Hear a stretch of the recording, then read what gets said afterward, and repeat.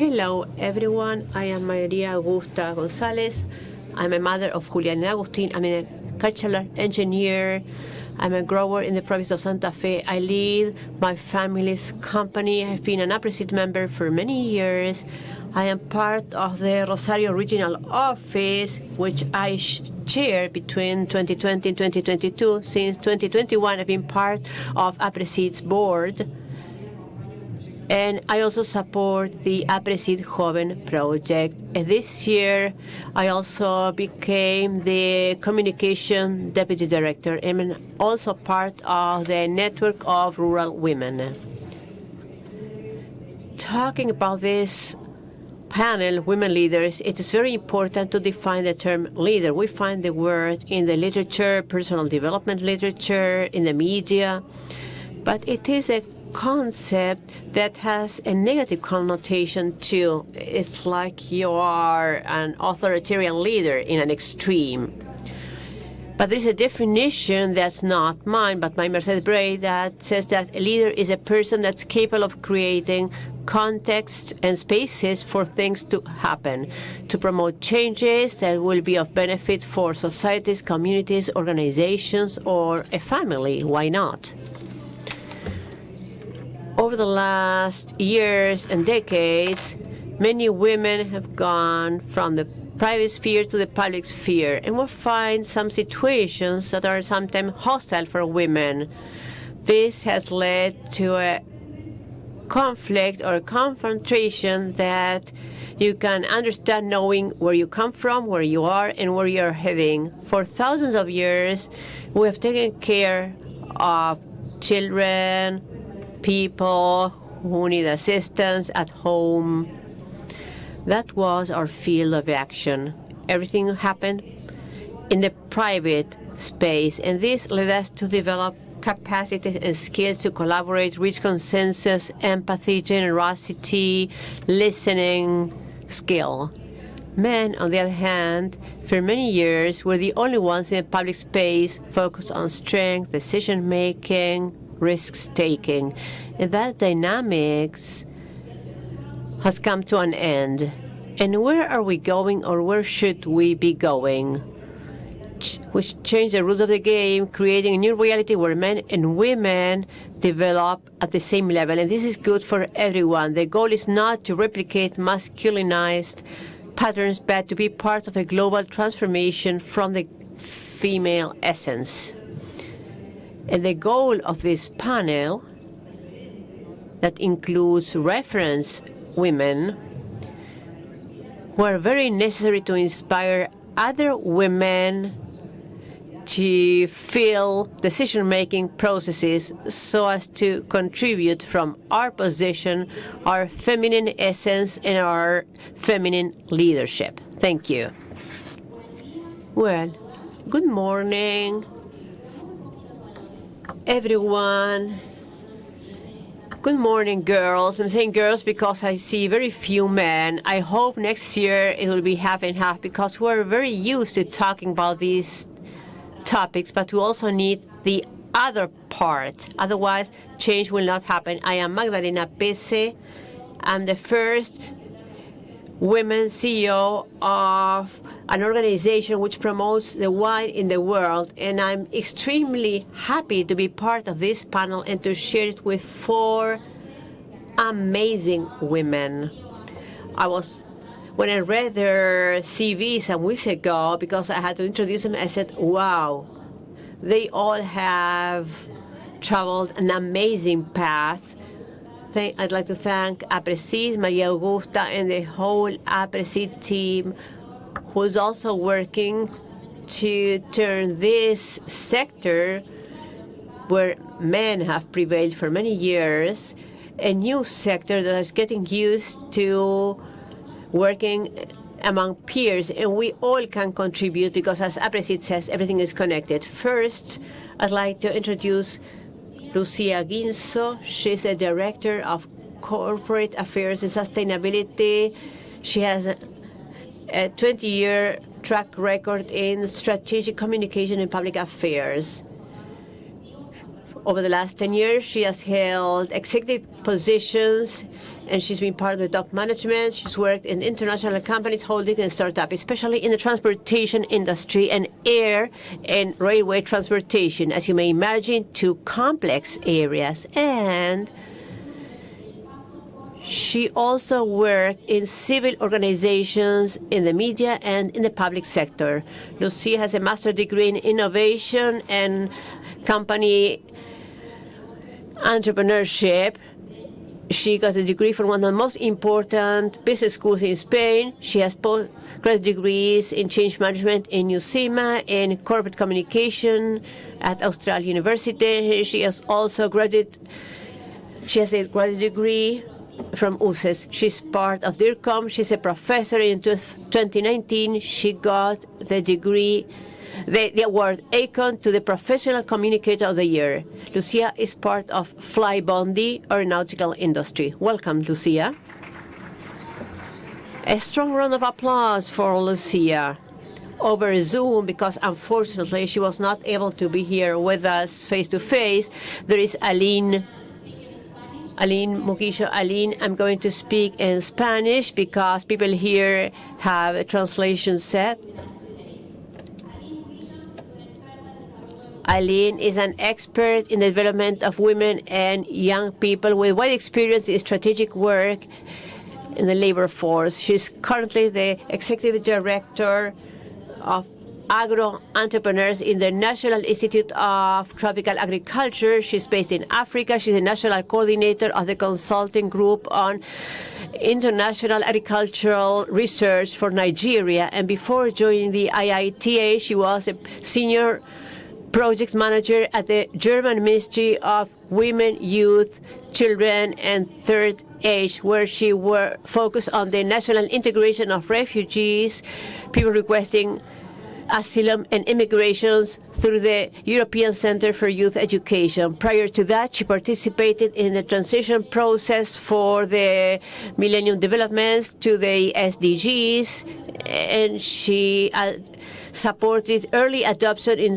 Southeast Asia and Africa. So you can imagine the challenges she faces. Her international experience includes roles of advice to SEDAC and the South African Parliament in the topics of labor, immigration, and food safety, as well as food progress funded by USAID. She has also worked in the integration of the youth and gender equality in Ireland and Germany through different funded programs. She has a master's degree in economy on migration and international relations. She's a colleague of mine, and a PhD degree in journalism and communication from the University of Witwatersrand. I'm sorry if I'm not pronouncing the name correctly. And the Institute of Journalism and Communication. She's currently finishing her PhD degree focused on resiliency and economic reconstruction after conflicts using a gender perspective that she got from the School of Public Policy's Willy Brandt from Germany and the University of Columbia in the U.S. And finally, I will introduce Pilo Giraudo, who is IITA's VP, but who has a long track record. She's a fifth generation of farmers in her family in the province of Santa Fe. She is the mother of Manuel and Felipe, who are 29 and 28 years old. She's an agricultural engineer, farmer advisor. She has a PhD degree in agribusiness and food. She's the honorary chairwoman of Aapresid, and she's also a member of different organizations and initiatives in Argentina and globally, promoting regenerative production systems as well as sustainable production to meet current and future demands of humankind. She communicates the role of farmers at the largest discussion levels, at the highest discussion levels. She's a member of the Global Farmer Network, and she was also a member of the Land Use and Forest Sustainability Advisory Panel with Cargill. Between 2019 and 2024, she had a weekly radio program to talk about the agro-bio industry and to get this closer to society. She's also the co-founder and member of the Network of Rural Women that covers the whole country. She also held a senior position at REAL. There is a network that supports municipal government. She also works in other groups with Argentina, Constituye Red Ciudadana, and Plan País for the development of Argentina. As you may see, our guests have an amazing track record, and they themselves are a clear example of what leadership can be. And I always like to say that leading women, I'm not sure whether it's a female leadership, but I think it's something that you can build, you can develop, and especially you can use to inspire others. So let's start with this panel. I'm pretty sure there will be lots of questions. If you want to ask questions, you can do so by scanning the QR code that you see on the screen. And I will get your questions through that QR code. So let's start. When I had to review their CVs and organize this panel, the first question that came up was the following. I know you have played significant role in industries where man prevails. How would you describe your leadership style in a word, in one word? That's very difficult. I would say it's a holistic style. Very good answer. It is always important to have that 360-degree view. And in your case, which has been the major challenge you have faced as a leader, and how did you overcome that challenge? Well, the truth is, when we discuss the topics we might cover today, I was thinking that, well, I faced so many challenges over the years, and I was thinking which was the challenge I could share with you that could be something that you could learn from. I was a woman and I was young when I held my first executive position. I was a member of an executive board, and there was quite a big age difference with my colleagues. And besides, I was also a woman. So that was a complex situation in a male-based industry and in an industry such as the railway industry. That's quite hard. And I think that was a huge challenge. That was the first time I was holding that position. I was trying to understand, to learn what being a manager was like. And there were lots of times when I felt very frustrated, but I always tried to be myself, to be honest. Even though I thought there were some leadership characteristics that I had to adjust so as to be able to fit there, I thought the best thing I could do was to be transparent and honest, and I think that helped me overcome those situations. Well, being authentic, I think that's a great value we have to build and maintain in time and throughout our professional growth. Billy, what led you to co-found the Network of Rural Women? Well, I love this question, Magdalena, because I have to confess something. I do this every time I can because it helps me a lot.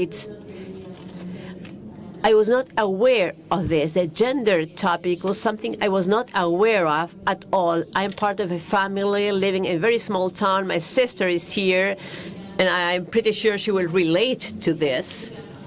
This was a typical family living in a small town. On Friday, we would go to the rural area with my parents and grandparents to be with them while they worked.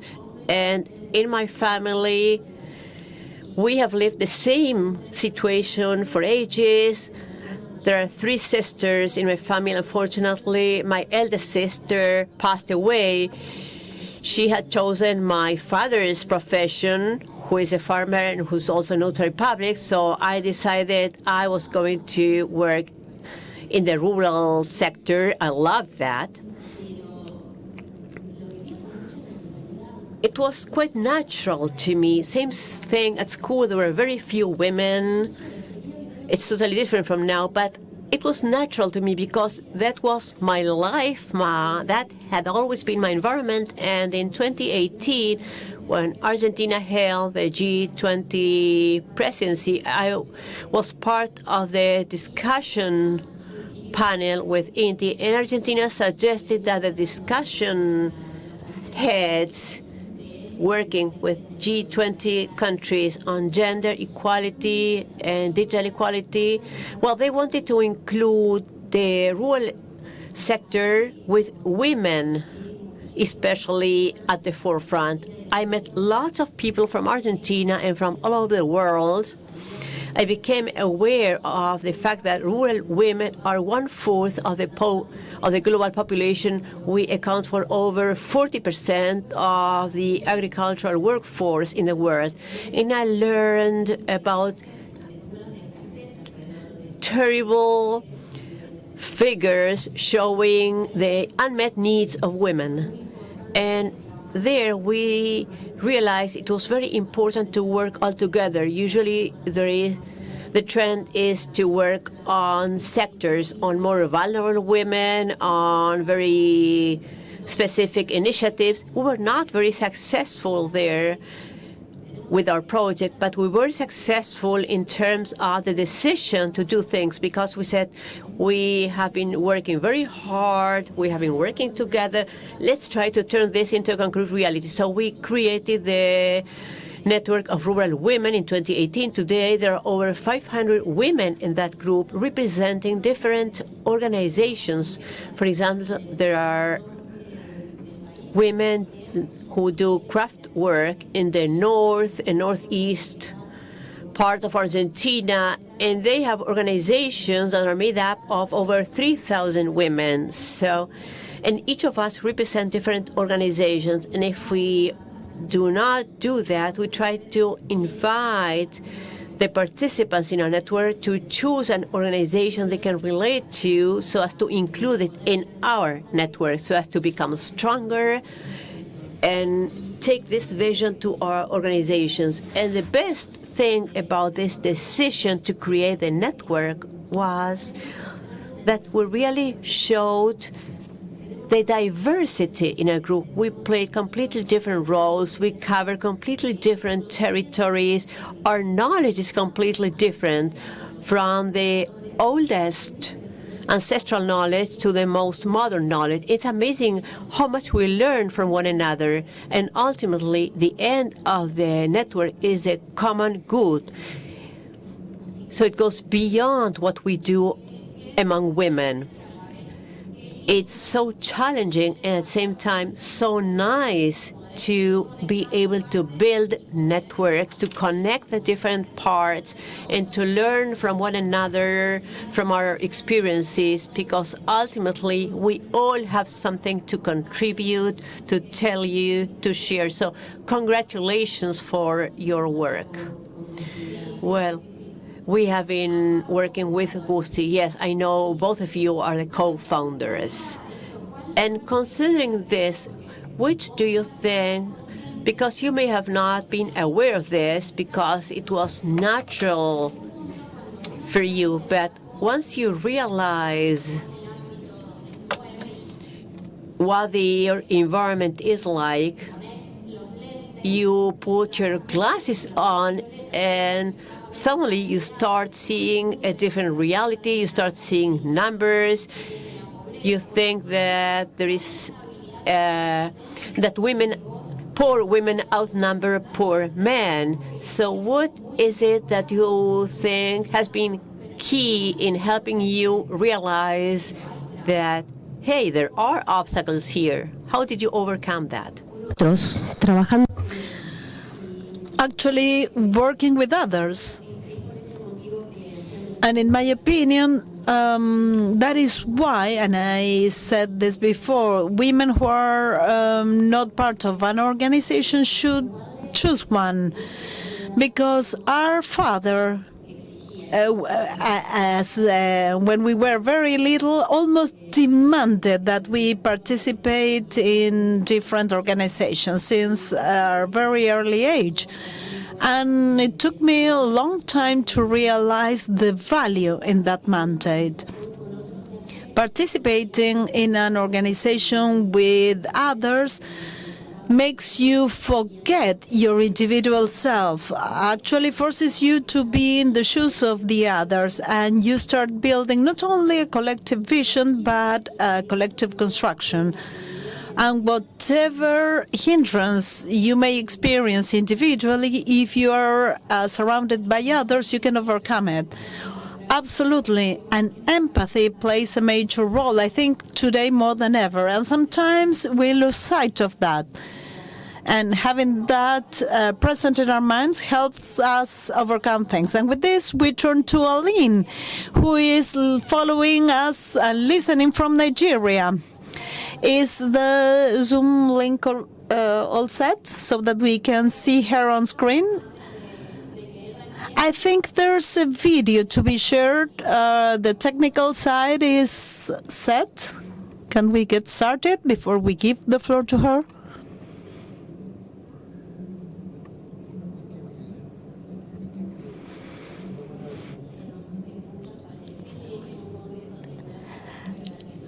Over these last days, we have said once and again, this is a technological conference, but sometimes technology plays tricks on us.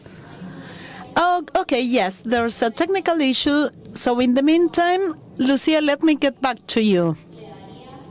What would be your advice for a young female professional who is just starting and has aspirations to get to the high leadership level in an industry which might be not so open to female leadership, based on your experience?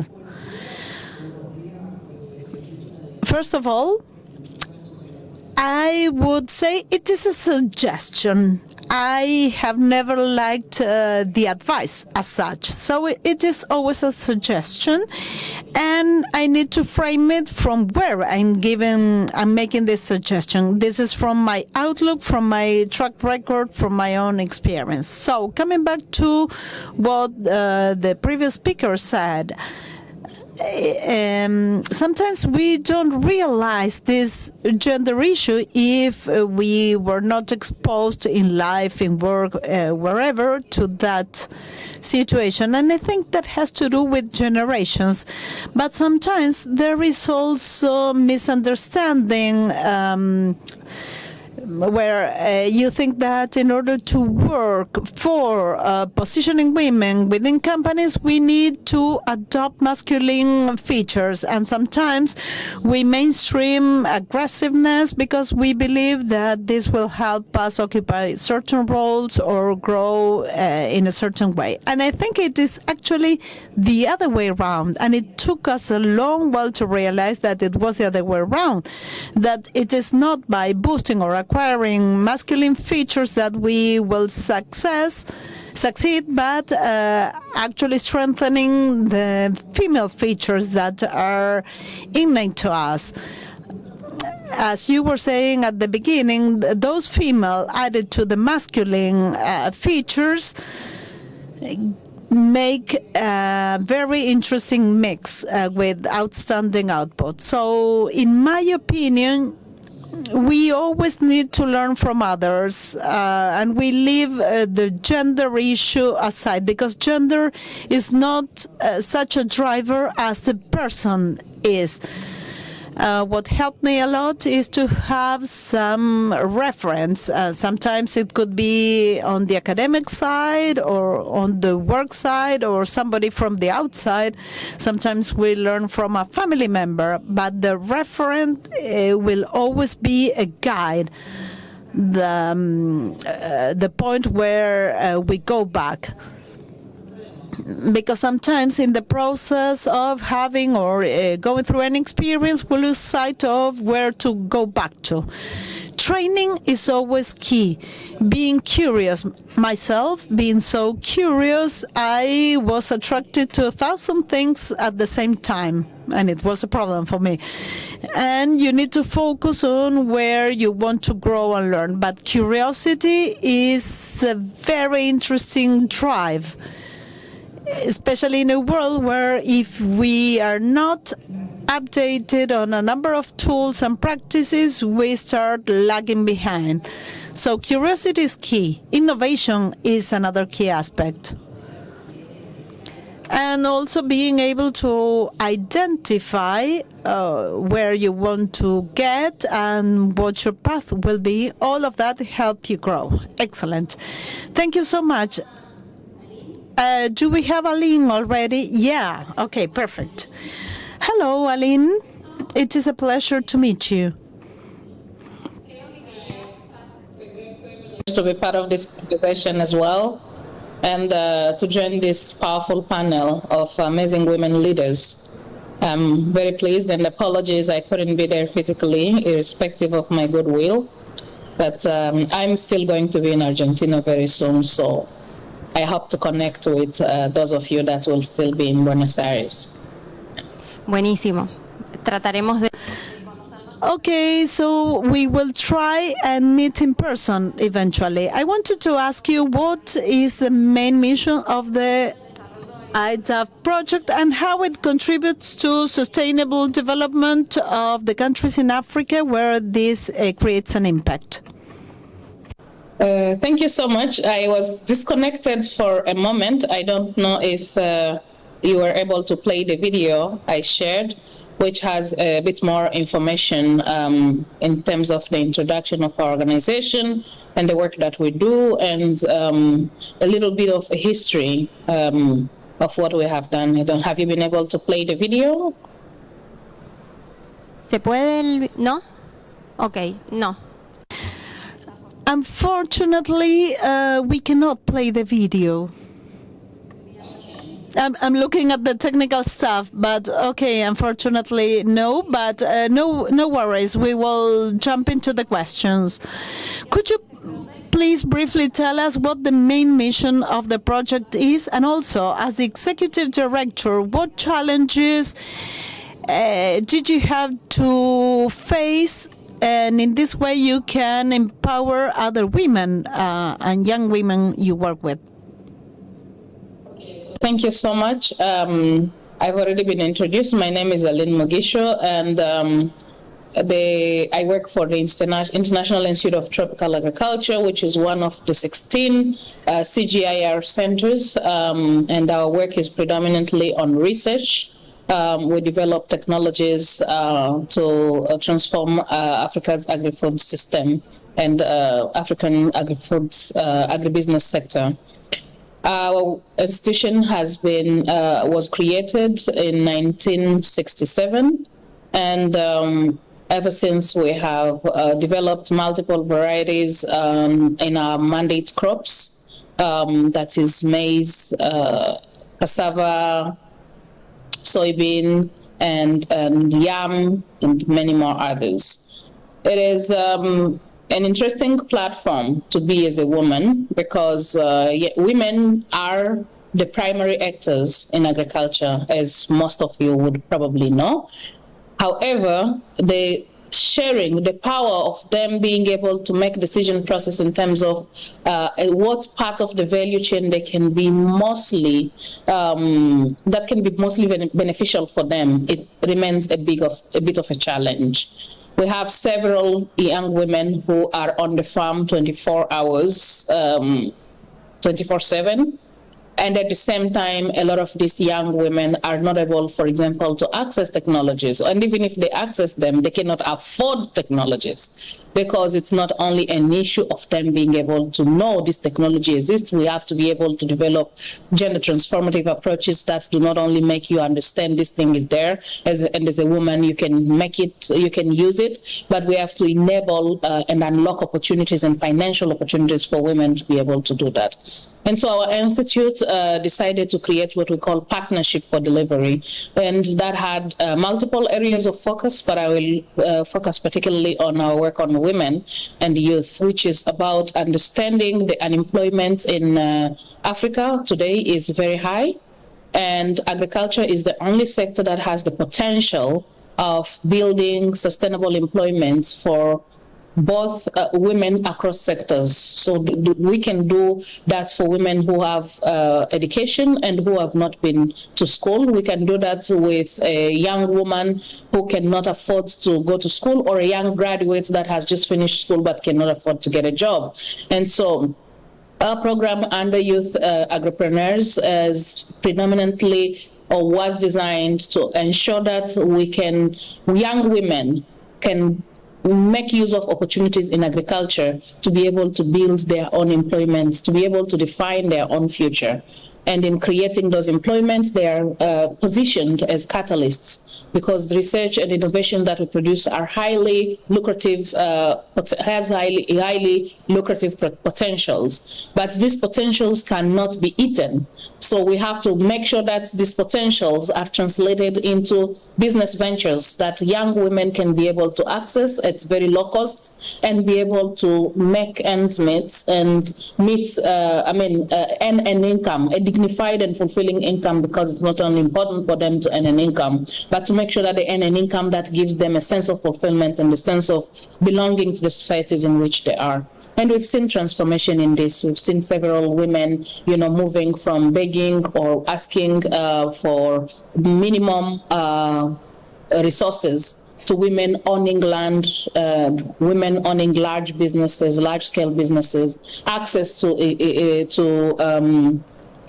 investment, and we are unlocking several of those barriers simply because today we have a program where we can be able to position women. I'm happy to announce that, for example, this year we have decided that it's going to be a year of a young female, and we're looking at that from the perspective of digital transformation, of finance, digital financing, access to resources, and making sure that we can open more opportunities for women to be able to access such resources and be able to make an impact both in their communities and at market level, to reposition them at the center of value chain and value addition within the work that we do, but also as technology catalysts.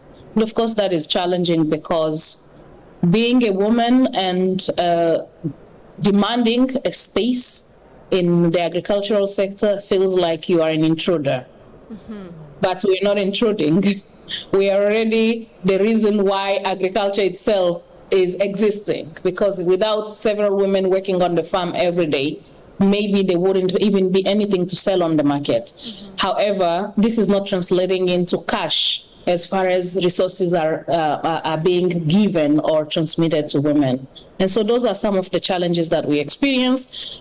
From my end, I would say that I am very privileged, and I do understand those privileges that are afforded to me in terms of accessing resources and accessing platforms where many other women cannot as easily. And so that's the reason why I consider myself the voice of those women, to make sure these platforms are open to them. We organize Investment Network Forum to ensure they do have these opportunities that they can allow them to, access investors, that we can negotiate ahead on common spaces through agribusiness parks where they don't have to pay for high costs for offices. We can do this on their behalf. We can make sure that we can bring their cause forward and design programs that are seriously responding to or unlocking barriers and opportunities that they may have access to them. Thank you.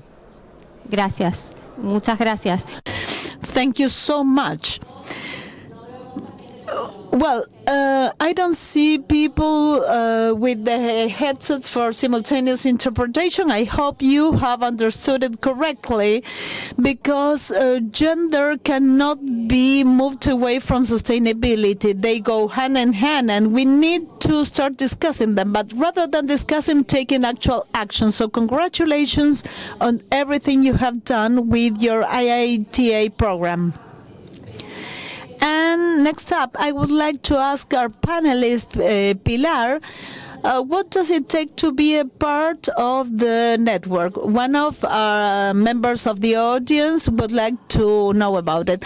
Well, thank you for the question. Aline, let me tell you that from IITA, we are eager to welcome you and to establish an exchange as the Institute for Agricultural and Livestock Technology. We are eager to know more about your work and to introduce you to what IITA does and to follow up on this partnership agreements your institution does, or our institution does in Argentina and in the world. So coming back to the question, being a member is very easy. We have another member of our network, Asi Maria, in the audience.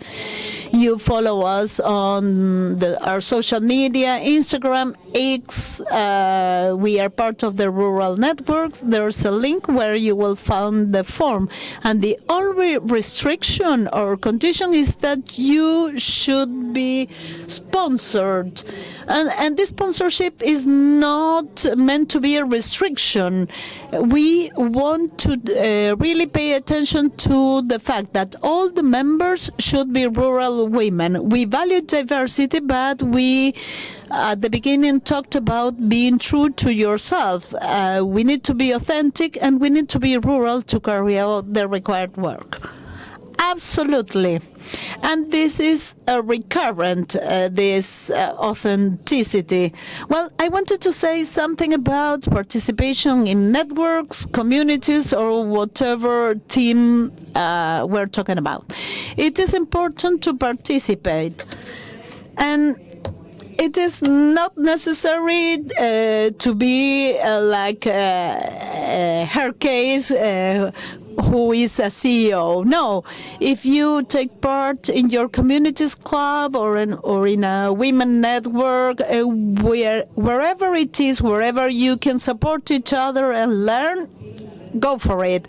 To me, it was a turning point to join Pilar's network and discover a world of women entrepreneurs. For example, working in a small-scale family-owned production firm, to meeting women who created huge changes in a hierarchical world.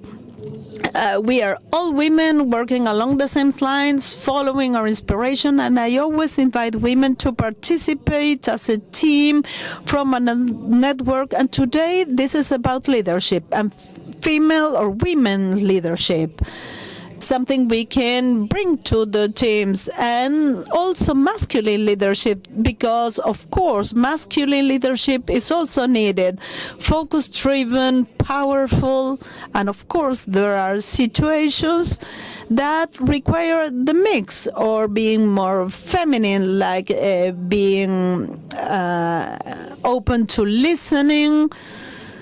I invite you all because this is a very enriching experience, inspiring for making decisions, collaborating, and leaving your print behind. Thank you very much. One question, the same for you too, and each of you from where you are. Which strategies and specific actions are you leading to foster inclusion and obviously participation? You, from your position at Bondi, and Pilar as Vice President of IITA. Who would like to go first? Pilar. My advantage is huge because at IITA there are countless women. I have the director present and the vice president. I don't know how many we are, but we are lots of women. Nevertheless, there is a gender platform, there's good work along those lines, there is coordination on that axis.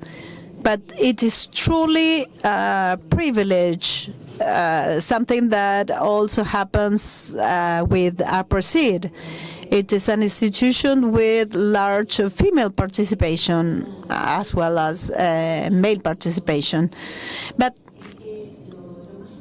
in my opinion, the most important thing, which was the main objective of the network, was to make us visible, because in many areas we were told, you are so few. No, we are so many. The roles are unbelievable. You continue to surprise yourselves, and with all this technological breakthrough, you would not believe it, the drive of this growth. But I believe that it is important to discover in the process how you want to create your path. It would be ideal if each woman would be able to decide what they want to do, because sometimes we do this and that, and some women really don't find it interesting. But I believe that this possibility of accompanying them to devise their path, and especially to be trained, is valid for everybody, men, women. But the goal is to find participation equality, because otherwise it would not be a success. Holding places just because there is a quota, I think that goes against us women. So I believe in that strategy to move forward. What about you, Lucía? Hello. I agree with what she was saying, and this was a major learning for me at Bondi. That is, you don't need to have a quota. I believe a lot in that strategy, especially in the air carrier industry with male predominance, especially in operations. There are very few women who are mechanics, who are pilots. There are some roles where there are really very few women, or there are no women at all. But in our company, we try to focus on this nice word, which is equity. I like this word, which results in all of us having the same possibility, just that. So those who hold that position, they hold it because they have the necessary skills, regardless of gender. I like thinking that this is the purpose of gender issue. There are other places where we want to open the doors for women to be.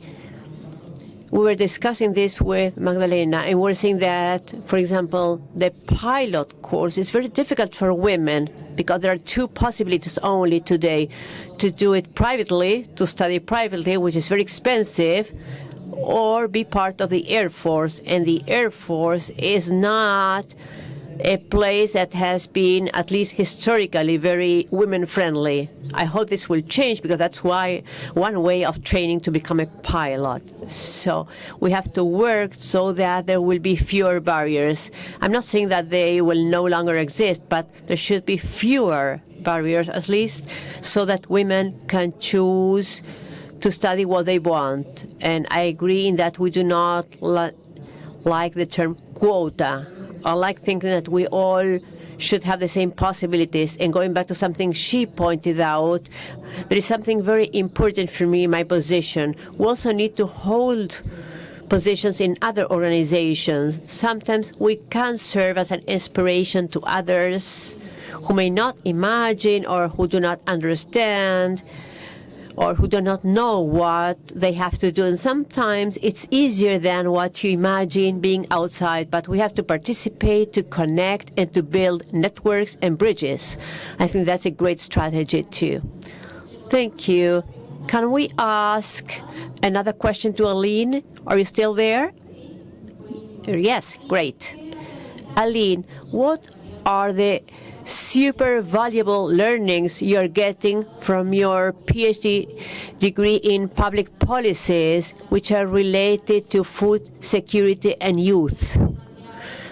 Those are key topics, not only for the future of your region, but also for the future of the world. Where are we going to get food from? Thank you so much. So my PhD focused on women's resilience and protectionism.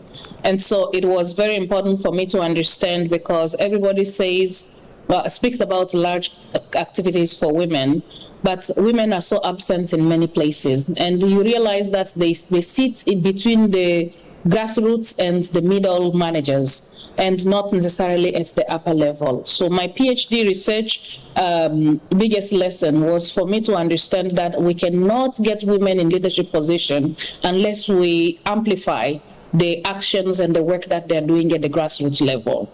So it's very important for us to understand that if women are involved in small trade, in small businesses, for us to be able to get them have a stronger voice at the policy level or at the action level, we need to be able to construct or to build a stronger network for them to represent a force and not an individual, because they are easy to dismiss if they perceived change. I speak about perceived because it's usually individuals who don't know anything about the work that women are doing every day that come to make decisions on what spaces they should occupy and what spaces they should not occupy in that sense.